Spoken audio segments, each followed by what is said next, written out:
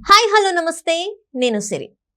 దేవరా ఎన్టీఆర్ గారు RRR తర్వాత వస్తున్న దేవర సినిమా గురించి అయితే చాలా వరకు అంటే కొరటాల డైరెక్షన్లో వస్తున్న సినిమా కాబట్టి చాలా అయితే ఎక్స్పెక్టేషన్స్ ఉన్నాయి. కాకపోతే ఇప్పుడు ఏదైతే ప్రమోషన్ స్టార్ట్ అయ్యాయో దాని తర్వాత సోషల్ మీడియాలో అయితే మస్తు అంటే మస్తు ట్రోలింగ్స్కి గురవుతుంది దేవర సినిమా. అసలు ఏంది, ఎందుకు ఇంతగానో ట్రోల్ చేస్తున్నారు ఆ దేవర సినిమా గురించి అనేది మనకు వివరించడానికి మనతో పాటు ఉన్నారు ప్రముఖ సినీ క్రిటిక్ యజ్ఞమూర్తి గారు. నమస్కారం సార్. నమస్తే సార్, ఇప్పుడు చూస్తుంటే సోషల్ మీడియాలో అంటే ఇక్కడ ముంబైలో జరిగినది ఏదైతే ఉందో దాంట్లో జరిగిన కొన్ని విషయాలు చూసిన తర్వాత అసలు ఏంది, అసలు బాలీవుడ్ ఇండస్ట్రీలో ఇంతవరకు ఇట్లాంటిది జరగలేదు అనేది ఒక జర్నలిస్ట్ అట్లా పెట్టడం, జర్నలిస్ట్లను వెనకాల కూర్చోబెట్టి అంటే ఇన్ఫ్లుయెన్సర్స్ని ముందు కూర్చోబెట్టడం ఇప్పటివరకు ఇట్లా జరగలేదని చెప్పేసి కొన్ని కామెంట్స్ అయితే వినిపిస్తున్నాయి. అండ్ దట్టు సోషల్ మీడియాలో చూస్తే దేవర సినిమా గురించి బాగా ట్రోలింగ్, ఏ సినిమాకి ఇంతవరకు అంత జరగలేదు, అట్లా ట్రోలింగ్ అయితే గురవుతుంది దేవర సినిమా. ఏంటంటారు అసలు? ఏదైతే ట్రైలర్ వచ్చిందో దేవరకు సంబంధించి అప్పటి నుంచి విపరీతమైన ట్రోలింగ్ దాని మీద నడుస్తూ ఉంది. అది ఎందుకు నడుస్తుంది ఏంటి అనేది మనం ఇదివరకు ఒకసారి మాట్లాడుకున్నాము. రకరకాల అంటే ఇది అంతా ఒక కాపీ క్యాట్ లాగా ఉంది, తనే తీసినటువంటి ఆచార్యని మళ్ళీ తీసినట్టుగా ఉంది, కొంచెం మార్పులు చేర్పులు చేసి కొరటాల శివ అని ఇట్లా రకరకాల వాటితోటి పోల్చి చూస్తూ, అంటే అక్కడ ఈవెన్ పూజా హెగ్డే డ్రెస్ ఏదైతే ఉందో, స్టైలింగ్ ఏదైతే ఉందో సేమ్ అదే స్టైలింగ్ తోటి ఈ సినిమాలో జాన్వీ కపూర్ కనిపిస్తుందని, అలాగే విలన్ స్టైలింగ్ ఆచార్య విలను సోను సూద్ విలన్ లానే ఎట్లా ఉన్నాడో అతని స్టైలింగ్ ఎలా ఉంది, ఇందులో చూస్తే సైఫ్ అలీ ఖాన్ స్టైలింగ్ అలాగే ఉంది అని ఇట్లా కొన్ని సీన్స్ కూడా. సో అందులో ఉన్నటువంటి ఏదైతే బ్యాక్ డ్రాప్ ఉందో సరిగ్గా దానికి రిజెంబ్లెన్సెస్ దీంట్లో కనిపిస్తున్నాయి. అలాగే ఈవెన్ కలర్ టోన్ గురించి కూడా మాట్లాడుకుంటూ ఉన్నారు. సినిమా దాని సేమ్ అట్లాగే అనిపిస్తూ ఉంది అని చెప్పేసి ఇట్లా రకరకాలుగా. అంటే ఈవెన్ ఛత్రపతి సినిమాలో ఉన్నటువంటి ఒకటి వాళ్ళు దొంగతనం చేసింది వాటర్లో దాచిపెట్టినట్టుగానే ఇందులో సేమ్ అలాంటివే వీళ్ళు సముద్రం మీద వెళుతున్న నావలను పట్టుకొని అందులో ఉన్నటువంటి గుడ్స్ని దొంగిలించేసి, వీళ్ళందరూ కూడా సముద్రపు దొంగలు కదా, సో పైరెట్స్. సేమ్ అలాగే అలాంటి సీనే ఒకటి ఇందులో అండర్ వాటర్ సీన్ ఒకటి ఉంది అని ఇట్లా రకరకాలుగా ట్రోలింగ్ అయితే చేస్తూ ఉన్నారు. సో ప్రధానంగా కొరటాల శివ ఏదైతే ఇప్పుడు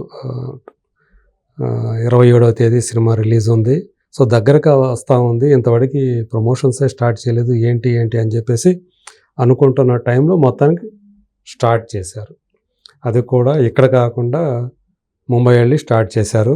సో అది కూడా ఇప్పుడు ఒక ట్రోలింగ్ మెటీరియల్ లాగా మారిపోయింది. అంటే ఇక్కడ కూడా ఎందుకు స్టార్ట్ చేయలేదు సార్? అంటే ఇక్కడ ఒక చిన్న డౌట్ ఏంటంటే ఎన్టీఆర్ అండ్ జూనియర్ ఎన్టీఆర్ అంటేనే తెలుగు అన్నట్టు ఉంటుంది, తెలుగు ప్రజలు చాలా ఆదరిస్తారు. సో ఇక్కడ కాకుండా అక్కడ తీయాల్సిన అవసరం, అక్కడ స్టార్ట్ చేయాల్సిన అవసరం. అనుకోవడం ఏంటంటే తెలుగు ఎడతిరిగి జూనియర్ ఎన్టీఆర్ అంటే ఓన్ చేసుకుంటారు కాబట్టి తెలుగు వాళ్ళు.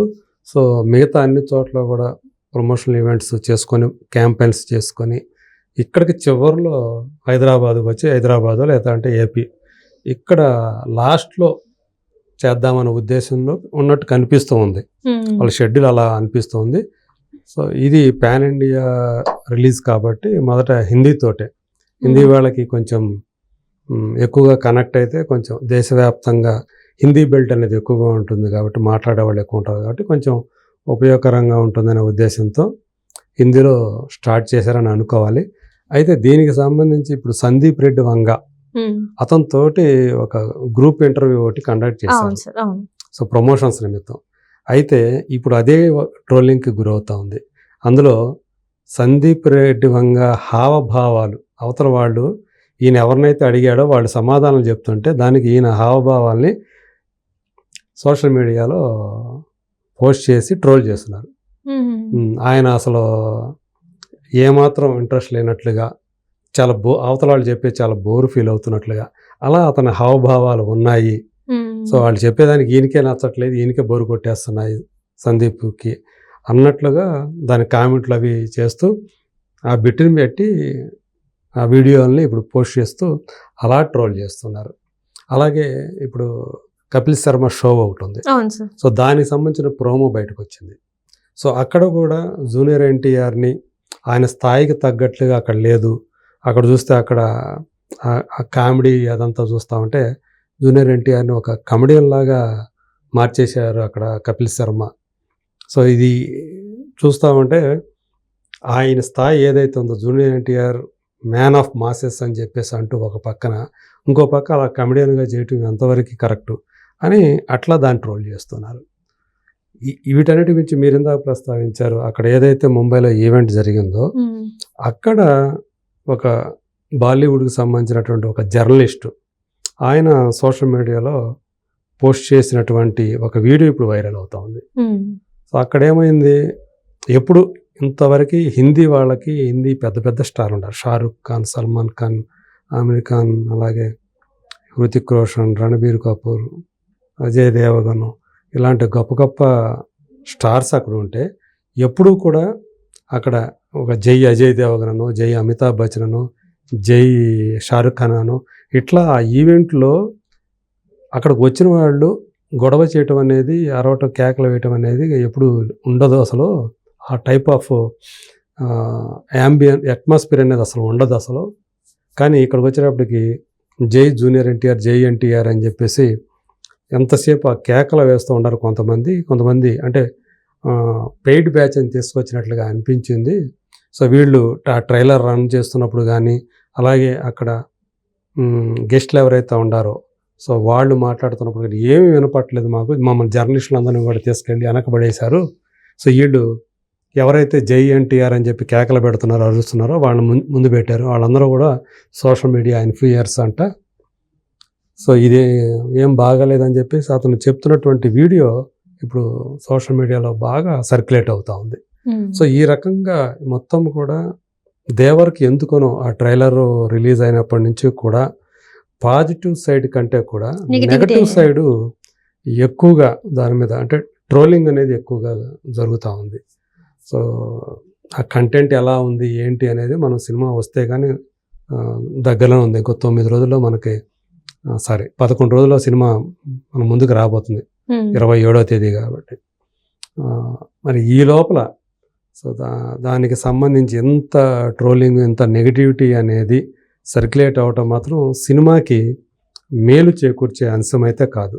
సో ఏ మాత్రం కొంచెం అటు ఇటుగా ఉన్న తేడా అనిపించినా సినిమాకి చాలా బ్యాడ్ అయ్యే అవకాశాలు ఉన్నాయి. సో వీళ్ళు ప్రమోషన్లు కూడా ఇక్కడ ఏం చేశారంటే తెలుగులో వచ్చేటప్పటికి విశ్వక్సేను, సిద్ధు జోనల్ గారి చేత కూడా వాళ్ళ ఇంటర్వ్యూలు చేయించారు, ప్రమోషన్ ఇంటర్వ్యూస్. దీన్ని కూడా ట్రోల్ చేస్తున్నారు. అంటే విశ్వక్సేన్ అంటే జూనియర్ ఎన్టీఆర్ ఫ్యాన్. తను ఎన్నోసార్లు చెప్తారు తన జూనియర్ ఎన్టీఆర్ని ఒకసారి అయినా డైరెక్ట్ చెయ్యాలి, అది నా గోల్ అన్నట్టు కూడా తను ఎన్నోసార్లు మాట్లాడడం జరిగింది. నా సూపర్ హీరో అంటే ఆయన అని చెప్పడం జరిగింది. దానివల్ల కూడా అని అనుకోవచ్చు కదా. అక్కడ హిందీలో ఏమైందంటే సందీప్ రెడ్డి వంగ అలాగే ఆలియా భట్ తోటి ప్రమోషన్ క్యాంపెయిన్స్ చేశారు. సో ఆలియా భట్ పెద్ద star heroine, Sandeep Reddy Vanga animal తోటి ఏ స్థాయికి వెళ్ళాడో మనందరికీ తెలుసు. సో ఇవాళ ఆయన డైరెక్ట్ చేస్తే చాలు అన్న రీతిలో ఇవాళ స్టార్ హీరోసే ఆయన వెంట పడుతున్నటువంటి సందర్భం ఇది. ఆ సిచ్యువేషన్లో ఇప్పుడు విశ్వక్సేను, సిద్ధు జోనల్ గడ్డ అంటే జూనియర్ ఎన్టీఆర్ స్థాయితో పోల్చుకుంటే వీళ్ళది కొంచెం తక్కువ కదా. వీళ్ళ రేంజ్, ఆయన రేంజ్కి తగ్గ వాళ్ళతోటి కనుక ఇక్కడ చేయిస్తే అంటే ఒక పెద్ద స్టార్స్తోనో, ఒక పెద్ద స్టార్ డైరెక్టర్స్తోనో అలాంటి వాళ్ళతో చేపిస్తే బాగుండేది. హిందీలో మాదిరిగా ఇక్కడికి తెలుగుకి వచ్చేటప్పటికి మళ్ళీ తగ్గించేశారు ఆయన స్థాయిని అని. ఇట్లా ఈ ట్రోలర్స్కి కాదేది కవితకు అనర్హం అన్నట్టు, కాదేది ఇలాంటి ట్రోలింగ్కి ఏది అనర్హం కాదు, కాదేది ట్రోలింగ్కి అనర్హం అన్నట్టుగా వీళ్ళు మొత్తం ఏది దేని మీద అయినా సరే ట్రోల్ చేసేస్తూ ఉన్నారు, ఎలాంటి తీసుకొచ్చినా. సో ఏదేమైనా సరే అంతా కూడా ఇప్పుడంతా కొరటాల మీదే కేంద్రీకృతమైంది, కొరటాల శివ మీద ఆయన ఎలా తీశాడనేది. ఎందుకంటే ఆ ట్రైలర్లో వచ్చినటువంటి కొన్ని సీన్లు ఏవైతే ఉన్నాయో అవి లాంగ్ షాట్లు ఏవైతే కనిపించాయో ఆ లాంగ్ షాట్లో జూనియర్ ఎన్టీఆర్ మరీ తేలిపోతున్నట్టున్నాడు. అంటే అతన్ని క్లోజ్లో కనుక తీస్తే ఎలివేట్ అయి ఉండేవాడు, అతని హీరోయిజం ఎలివేట్ అయ్యేది. ఎక్కడైతే హీరోయిజం ఎలివేట్ కావాలో అక్కడ లాంగ్ షాట్లు కనిపిస్తున్నాయి ట్రైలర్లో. సపోజ్ సముద్రంలో నుంచి ఆయన 2 చేతులతో 2 ఆయుధాలు పట్టుకొని వస్తూ ఉంటాయి, ఒక సిల్హౌట్ ఇమేజ్ లాగా కనిపిస్తుంది. అంటే ఆయన ఫేస్గా మనకు రివీల్ కాకుండా వెనక లైటింగ్ మాత్రం కనపడుతూ ఉంటుంది. సో అలాంటి ఇమేజ్ని ఆయన అలా కాకుండా అది దూరం నుంచి చూపించేటప్పటికి ఆయన ఒక చిన్నాడు మాదిరి కనిపిస్తున్నాడు. సో ఇక్కడ కొంచెం ఏమైనా సినిమాటోగ్రఫీ ఫెయిల్ అయిందా అన్న రీతిలో కూడా ట్రోలింగ్ నడుస్తూ ఉంది. సో యాక్చువల్గా అక్కడ కనుక మంచిగా నిజంగా దేవర అన్నట్టు క్లోజ్ షాట్ కనుక చూపించినట్లయితే ఇంకా హీరోయిజం ఎలివేట్ అయ్యేది అని అట్లా చేస్తూ ఉంటే ఇదంతా అంటే మొత్తం సినిమా అంతా కూడా చూపించరు కదా అక్కడ.